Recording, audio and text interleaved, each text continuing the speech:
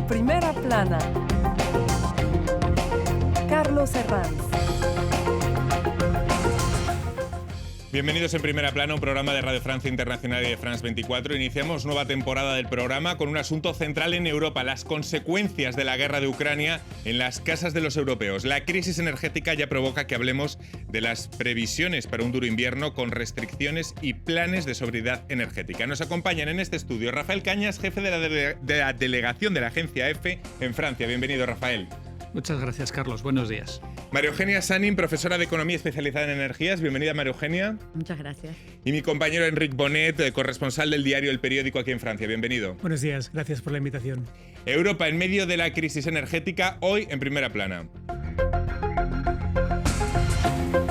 La inflación en la zona euro ha superado el 9%. Los europeos enfrentan cada vez precios más caros en medio de la crisis energética que afronta el bloque. En previsión de un invierno duro, muchos gobiernos ya preparan los llamados planes de contingencia. Europa ya está en alerta por la interrupción esta misma semana del suministro del gas ruso a través del gasoducto Nord Stream. No todos los socios, eso sí, cuentan con el mismo nivel de dependencia que ahora se intenta reducir al máximo del gas ruso. Aquí en Francia ya hemos visto esta misma semana la primera ministra Elisabeth Borne pidiendo a las empresas que diseñen sus planes de sobriedad energética, una cuestión que también puede ir afectando a los hogares tras un verano en el que hemos hablado de eventuales racionamientos, de cambios de hábitos e incluso de palabras gruesas como el anuncio de Emmanuel Macron de que se acabaron los tiempos de abundancia. Repasemos algunas portadas. Diario El País. La crisis de la energía fuerza a la Unión Europea a activar medidas de emergencia y compara esta crisis con la del euro o la de la pandemia. En esta senda, el diario 5 Días, Europa reformará su mercado eléctrico ante la espiral de precios. La Croix. Sobriedad, Francia a los pies del muro, dice el rotativo que el gobierno francés evoca por primera vez un eventual racionamiento. The Economist se pregunta en esta portada si las sanciones hasta ahora aprobadas contra Moscú están funcionando. Bueno, mucho se han comentado para empezar en estos últimos días las palabras de Macron. Vamos a escucharlo. Cette fin de l'abondance, cette fin de l'insouciance, cette fin des évidences montre que c'est au fond une grande bascule que nous vivons. Le moment que nous vivons est nos compatriotes. Estamos viviendo un gran cambio, el fin de la abundancia. Rafael, ¿a qué se refiere el presidente y a qué intenta preparar? ¿Qué intenta prepararnos? ¿No estamos lo suficientemente mentalizados en Europa para las consecuencias de la guerra? Yo creo que sí, que en Europa no estamos suficientemente concienciados a nivel general de la población y sobre todo yo creo que intenta preparar a la población y a las empresas, intenta concienciarlas de que es necesario recortar el consumo energético por las buenas antes de que por las malas haya recortes forzados. El fin de la abundancia, María Eugenia. Para mí es interesante porque siendo economista, cuando algo es abundante, el precio es bajo o cero o negativo. Entonces, es importante entonces, ya para empezar, el nombre, la abundancia, el nombre que le puso el presidente a esa frase, sí. Entonces, en realidad la energía no es abundante, nunca lo ha sido, es un recurso escaso. Lo que yo creo que está marcando con esa interlocución es justamente que tenemos que cambiar la forma en la que nosotros consideramos esta energía, que la que tratamos como abundante, y de ahora en más vamos a tener que tener una especial atención en cómo consumimos esa energía y probablemente van a haber reformas ligadas al mercado eléctrico, a los mercados, a la tarificación, que van a reflejar este nuevo paradigma. Enric, ¿cómo lo interpreta esa frase? Sí, yo creo que es una frase que en el fondo da razón a algo que había sido dicho desde hacía tiempo por la ecología política y por sectores del marxismo, que era la contradicción entre un modelo económico, el capitalismo, que defiende un crecimiento infinito en un mundo de recursos finitos y sobre todo recursos finitos a nivel de las energías que producen carbono, ¿no? de las energías fósiles. Y en el fondo, Emmanuel Macron está diciendo, esto es cierto, que pueden sorprender que estas declaraciones sean hechas por alguien como Emmanuel Macron, ¿no? Y yo luego también lo que creo que es interesante de esta frase es importante contextualizarla, porque es verdad que el presidente francés ha hecho declaraciones de este tipo a lo largo del verano. Las hizo el 14 de julio y también a mediados de agosto habló de que en Europa, que los franceses debían de aceptar pagar el precio de su libertad. Y son declaraciones, en fondo, anunciando sangre, sudor y lágrimas, que en parte vienen un poco a intentar influir la opinión pública en un momento que es proclive a que haya protestas, no solo quizás por el malestar que puede provocar la seguridad energética. Se está curando en salud, digamos. Sino también también por el malestar que puede provocar la inflación, una inflación elevada sin aumentos salariales. Que por otro lado es lo que pretende Putin con todo esto, es decir, que haya un estallido social en Europa, que haya un caldo de cultivo con la inflación, con los precios. Rafael. Sí, es evidente que Putin desde hace años, a través de diversas acciones y diversas políticas, ha intentado dividir Europa, la Unión Europea, ha intentado sembrar cizaña en países europeos.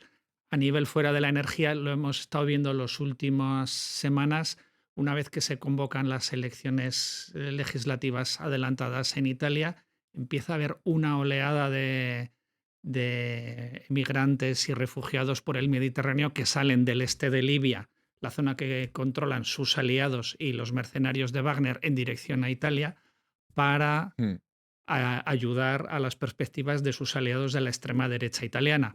A nivel de la energía está haciendo lo mismo, con cortes técnicos, supuestamente técnicos, puede que sí, no lo sabemos, de los envíos de gas por Nord Stream, con amenazas de cortes o cortes a las empresas que no les pagan en rublos.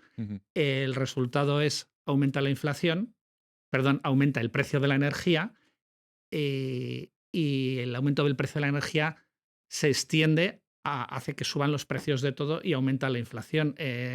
Si ves en los cuadros de inflación, lo que hace que aumente todo, prácticamente todo, es el brutal aumento del precio de la energía de los últimos meses. Y por ello, la palabra de moda son los planes de contingencia, con un doble objetivo: aumentar las reservas de cara al invierno, el invierno lógicamente aquí en el hemisferio norte, y evitar que el choque entre una demanda alta y unas reservas bajas disparen el precio para el consumidor.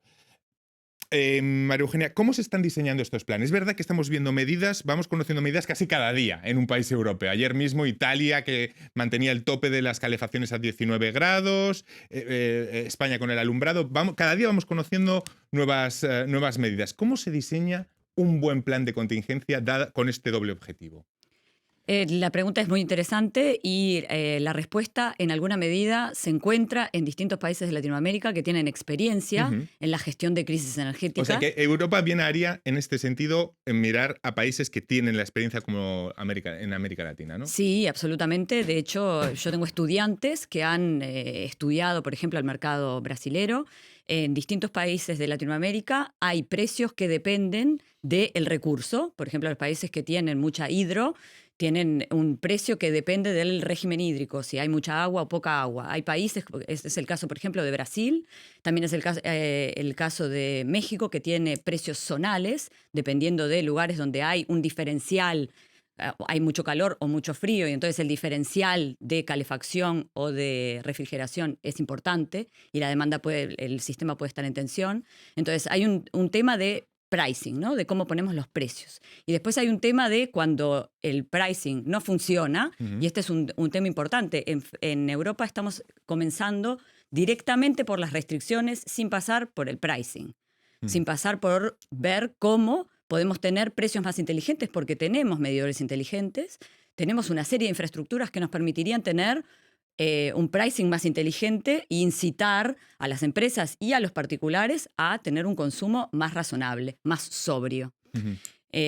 Entonces, Latinoamérica, además de tener experiencia en eso, a pesar de no tener tanta infraestructura para poder ver cuál es el mejor horario y poner un precio diferenciado, también tiene experiencia en gestión en términos de crisis. En mi infancia, en Uruguay, nosotros teníamos cortes programados a determinada hora, de determinado día de la semana, que ya sabíamos cuál iba a ser. Teníamos un corte programado durante 2 horas, nada dramático, y uno lo que hacía era desplazar la comida a la zona más fría del refrigerador y prepararse con un juego de cartas. Bueno, en Europa podemos incluso cargar los ordenadores, o sea, nos podemos preparar y durante esas 2 horas no es nada grave, vamos a sobrevivir. Claro, es que la consecuencia de la guerra de Ucrania en las casas de los europeos es impresionante, porque hablar para un europeo, por ejemplo, de nuestra generación, Enrique, de un corte de suministro, de racionamiento, esto es un choque brutal para la mentalidad europea. Como decía María Eugenia, en Latinoamérica están acostumbrados, pero para nosotros esto no lo hemos vivido. Sí, es verdad, es un choque muy importante. Aunque luego es verdad que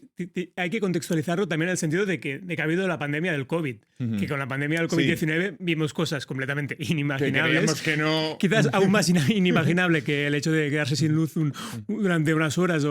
Y la gente las aceptó. Esto yo creo que también es lo que puede al final hacer que la gente, si hay medidas de sobriedad energética, al final se terminen aceptando. Como hemos visto incluso este verano, ¿no? en España, que a diferencia de Francia, que es interesante, en España sí que ya se han empezado a adoptar medidas como limitar el aire acondicionado en oficinas, en transporte público, en edificios de la administración, y ahí la gente lo ha aceptado. Yo creo que la experiencia del COVID-19 puede contribuir a que se acepten medidas, situaciones que es verdad que para las generaciones las nuevas generaciones eran completamente inimaginables. Claro, hasta pero hace tomando poco. ese mismo ejemplo de la pandemia, Rafa, la pregunta es, ¿la pedagogía para la sobriedad energética va a ser suficiente como no fue suficiente la pedagogía para ponerse la mascarilla, sino que llegó un punto en el que había que obligar? Volvemos a tener casi el mismo debate. ¿La pedagogía esta vez va a ser suficiente o no? Yo creo que puede ser suficiente para una buena parte de la población. Siempre habrá una minoría que piense, a mí nadie me dice qué es lo que tengo que hacer. ¿Y cuánto tengo que consumir? Y si cuánto me lo tengo puedo que pagar. consumir, restringen mi libertad. Creo que también puede influir mucho a nivel del ciudadano medio el que perciba que sí, la sobriedad está repartida y extendida por toda la sociedad, o solo se aplica a los más débiles y sobre los que es más fácil imponerla. Si un ciudadano ve que las luces de su ciudad, de los monumentos, las grandes empresas no se apagan, no se moderan, llega a una empresa o a una oficina gubernamental y hay una calefacción o un aire acondicionado puesto de forma excesiva, dirá, ¿para qué voy a pasar frío yo en mi casa este invierno? Va a depender mucho de eso. Sí, vamos a seguir analizando toda esta situación, toda esta crisis energética que vive Europa. Va a ser a la vuelta de pausa aquí en Primera Plana. Hasta ahora. En France 24, siga las entrevistas exclusivas con las personalidades más influyentes del mundo. We need to act together because we're protecting our freedom. Encuentros con grandes líderes políticos. L'inquiétude, elle est extrême. Actores, artistas, deportistas y científicos. La science, la recherche, la découverte, le progrès, c'est important, c'est pas des mots qui sont vides. Whatever you think is right, you can do. Grandes personalidades y sus ideas están en la entrevista de France 24 y france24.com.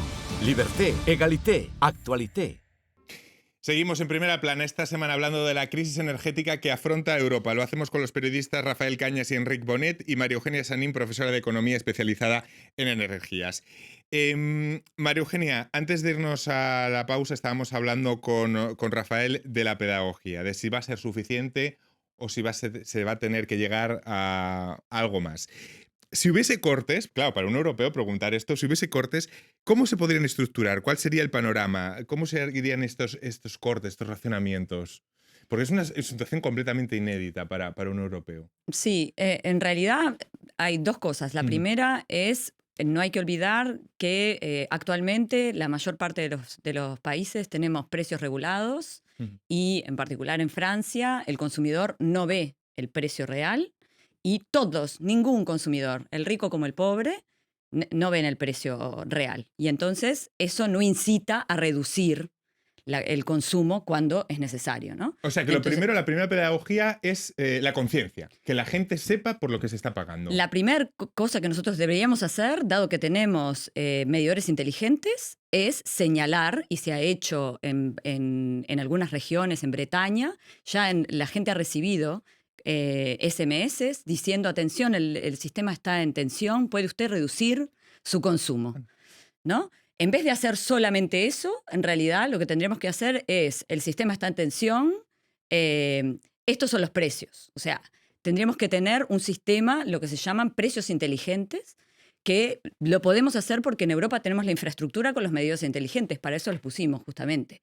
Entonces podemos modular el consumo y si a mí me dicen en este horario usted va a pagar el doble el megavatio hora, que si usted espera 2 horas para poner su lavadora, evidentemente yo lo voy a hacer, ¿no? Entonces la primera cosa es incitar lo más posible a los consumidores a darles planes, ofertas de precios inteligentes para reducir el consumo en el pico y pasar el consumo del pico al valle, porque es en el pico que usamos gas, en el resto, por ejemplo, en España usamos renovables, en Francia podemos usar nuclear si están prendidas. Ese es el primer punto. Pero traducido al lenguaje común es poner la lavadora a las 3 de la mañana. Traducido al lenguaje común es poner la lavadora a las 3 de la mañana y que eso me sea rentable.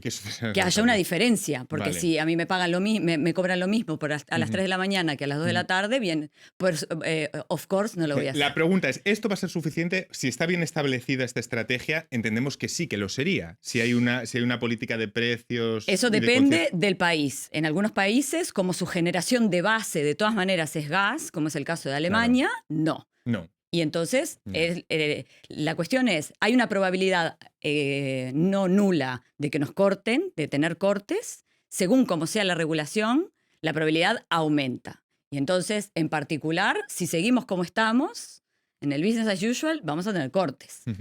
Pero la segunda cosa ¿es dramático? No es dramático, porque los cortes son programados, uno lo sabe. Si yo vivo en el 10º piso de un apartamento, tengo el tiempo de subir mis 10 pisos porque yo sé a qué hora me van a cortar. Exacto. Y esa hora y esa cantidad de tiempo está programada. Es organizarse. Es organizarse. Enric, ¿la pedagogía va a ser suficiente o vamos a tener que llegar a un estadio superior? Bueno, es una buena pregunta. Lo veremos. Yo creo que lo más probable es que se terminen adoptando políticas públicas, ¿no?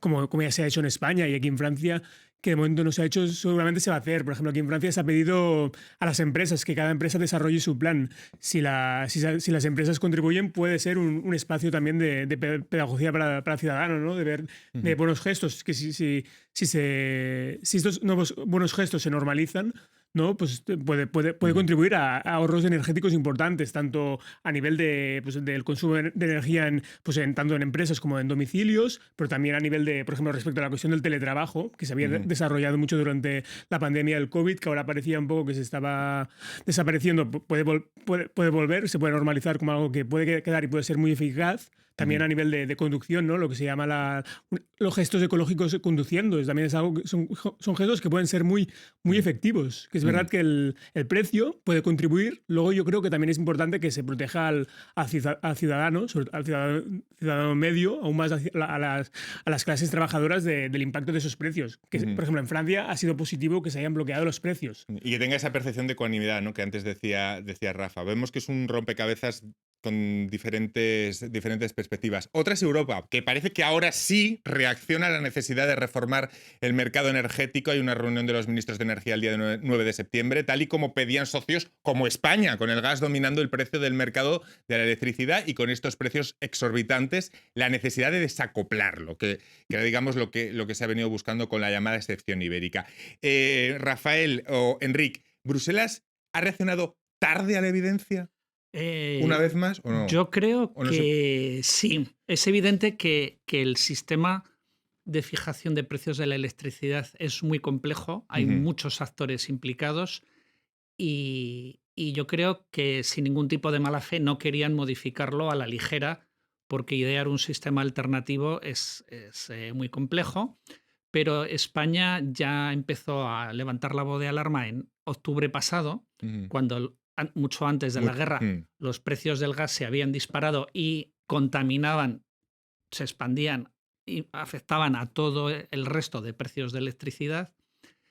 Y España, aliada con Portugal, no consiguieron, visto que Bruselas no reaccionaba, decidieron ir por su lado y consiguieron, después de negociaciones complicadas, aplicar su propio sistema en junio. Ha empezado y se ha revelado bastante eficaz. El precio de la electricidad ha seguido subiendo, pero mucho menos que en países como Alemania y Francia, donde está realmente al doble. Ujú.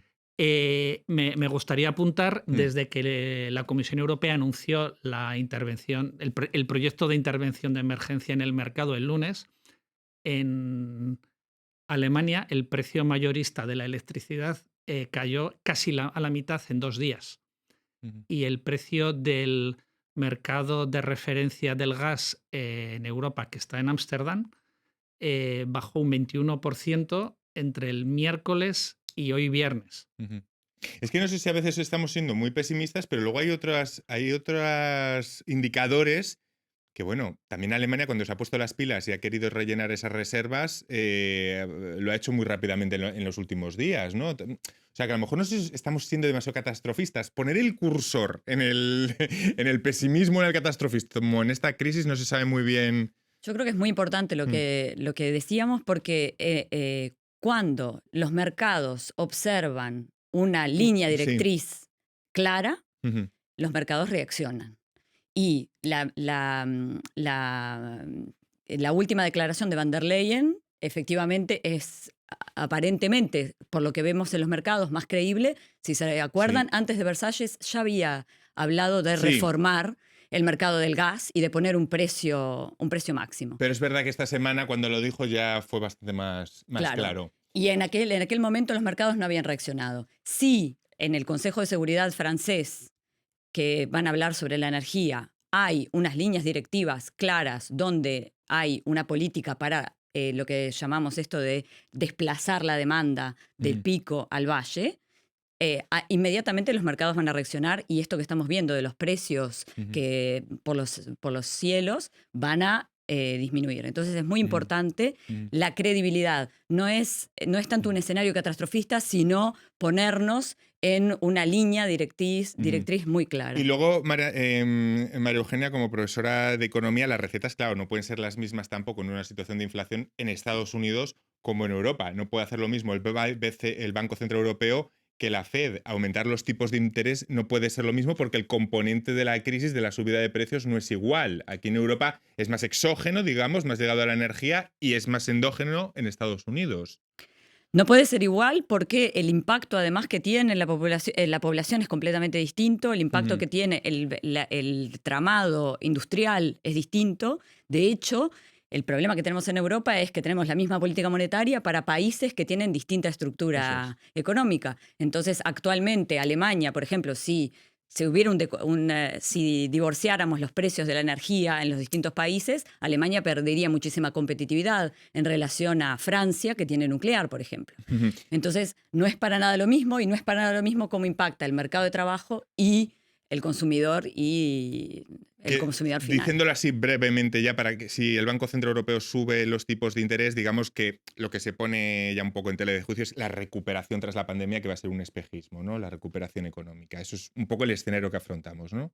Sí, por eso, como decíamos aquí, es muy importante tener en cuenta que si no tenemos políticas claras ya mismo, y por eso es que yo creo que no estamos en catastrofismo, es realmente realista sentarse sobre la mesa y idear políticas claras que protejan a los consumidores más vulnerables y a los trabajadores que necesitan la energía para poder seguir trabajando.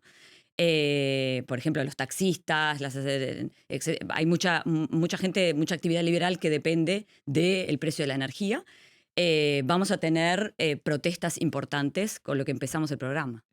Por cierto, que no hay mal que por bien no venga, dice el refrán, y lo cierto es que los ecologistas ven en esta crisis la oportunidad de hablar de sobriedad, de fuentes limpias. Ucrania ha sido un poco el detonante de todo esto, ¿no? Sí, a nivel ideológico es un contexto muy proclive para que el ecologismo político avance, ¿no? Ya lo fue la COVID en cierta forma, ahora más. Estamos encadenando crisis donde el trasfondo al final es la ecología. Para avanzar para avanzar en el debate público, el contexto es ideal. Pero luego es cierto que están habiendo muchas contradicciones. Claro. Contradicciones, por ejemplo, con Alemania volviendo a abrir centrales de carbón, y no solo Alemania, sino también otros países europeos. Incluso contradicciones a nivel ecológico por ejemplo, con España, con un gobierno de izquierdas que está impulsando y casi se ha convertido en una cuestión de Estado el gasoducto entre España, Francia y para llevar el gas a Alemania, que es una infraestructura que a nivel ecológico pues es muy criticable, ¿no? Es verdad que yo estoy de acuerdo que para avanzar en el debate público el contexto es ideal, pero que al mismo tiempo están habiendo muchas contradicciones en esta cuestión. Y relacionando con la cuestión de la Unión Europea, yo creo que es interesante elevar quizás el nivel del debate estratégico. Que en el fondo Europa está pecando en esta situación de que no hay una estrategia conjunta a nivel energético. El largo plazo, que lo llaman, no es el cortoplacismo en política. Por eso muchos ecologistas... Corto plazo y cada país mira para sí mismo. Muchos ecologistas dicen estos días, y esto ya lo avanzamos hace 20 años. El problema es que era muy fácil, con el gas barato, seguir avanzando sin reformar nada, ¿no? Sí. Rafael. Sí.